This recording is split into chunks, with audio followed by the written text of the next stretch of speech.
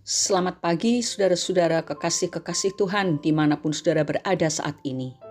Sungguh kita bersyukur karena hari ini Kamis 16 Februari 2023 kita bisa bersama-sama duduk di bawah kaki Tuhan untuk merenungkan firman-Nya. Renungan hari ini berjudul Lihat yang Lain. Bacaan firman Tuhan diambil dari Injil Matius pasal 7 ayat 1-4. Yang akan kita baca sekarang adalah surat 1 Petrus pasal 4 ayat 8, demikian bunyinya. Tetapi yang terutama kasihilah sungguh-sungguh seorang akan yang lain, sebab kasih menutupi banyak sekali dosa. Suatu ketika ada seorang pemuda menemui seorang pendeta. Dari raut mukanya terlihat bahwa dia sedang kesal terhadap seseorang. Dengan nada bicara yang tinggi, dia mengeluhkan apa yang dia dengar tentang sikap seorang temannya. Temannya ini telah menjelekkan dirinya di hadapan banyak orang di sebuah pertemuan ketika dia tidak ada di pertemuan tersebut. Pemuda ini sempat datang ke rumah temannya itu, tetapi temannya sedang tidak ada di rumah. Itulah sebabnya dia datang ke rumah pendeta untuk mengadukan masalah itu. Sebagai seorang hamba Tuhan, pendeta itu tidak mau membela atau menyalahkan pemuda tersebut. Tetapi apa yang dilakukannya membuat pemuda itu tercengang dan mati kutu. Sang pendeta masuk ke kamarnya dan tak lama kemudian keluar lagi sambil membawa kertas putih dan sebuah pensil. Dia membuat sebuah titik di kertas putih tersebut, lalu menunjukkan kepada pemuda itu dan bertanya, "Apa yang kamu lihat?" "Sebuah titik hitam," jawab si pemuda dengan kasar. "Mengapa kamu tidak melihat bahwa ini adalah kertas putih yang ternoda hanya oleh sedikit warna hitam? Mengapa kamu hanya melihat sebuah titik kecil ini?" tanya pendeta. "Karena mata saya tertuju kepada titik yang Bapak buat itu, bukan kepada kertas ini." "Kebanyakan orang pasti juga melihat dengan cara seperti itu," jawabnya masih dengan nada tinggi. "Itulah yang kamu lakukan kepada temanmu. Kamu hanya memusatkan perhatian kepada kesalahan yang dia buat. Kamu tidak mau melihat kebaikan-kebaikan yang ada padanya, bahkan mungkin salah satu dari kebaikan itu pernah kamu rasakan. Kamu hanya melihat seperti cara kebanyakan orang melihat. Kalau kamu memusatkan perhatian kepada kesalahannya, pasti kamu akan marah, benci, dan dendam kepadanya. Cobalah pakai cara pandang yang berbeda. Lihat yang lain, lihat kebaikannya," kata sang pendeta. Pemuda itu pun terdiam dan tak lama kemudian dia pamit pulang. Dalam salah satu bagian pengajaran Yesus di bukit yang saudara bisa baca dalam Matius 7 ayat 1-4, tersirat bahwa manusia cenderung melihat kesalahan orang lain, bukan kebaikannya.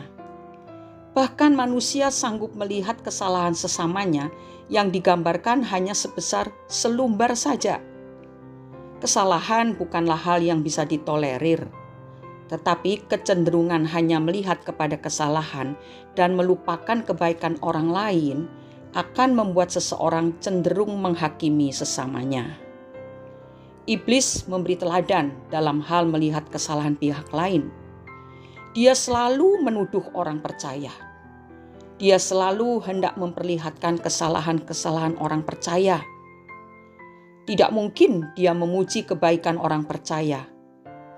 Maksud iblis adalah supaya orang percaya frustrasi dan akhirnya tidak bertumbuh rohaninya. Dalam Wahyu pasal 12 ayat 10 tertulis seperti ini.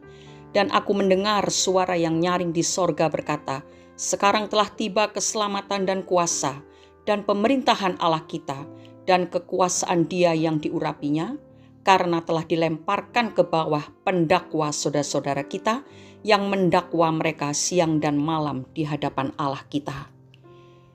Iblis adalah pendakwa yang mendakwa manusia siang dan malam.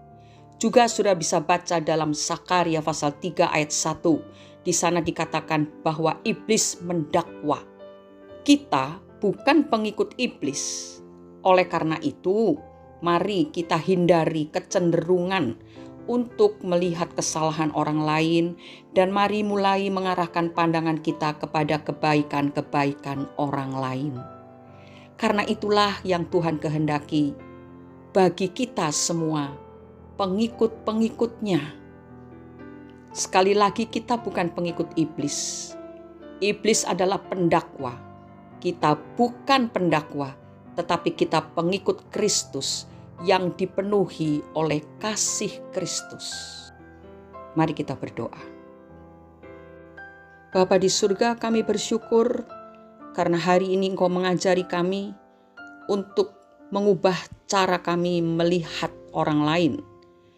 Seringkali kami cenderung untuk melihat kesalahan-kesalahan mereka.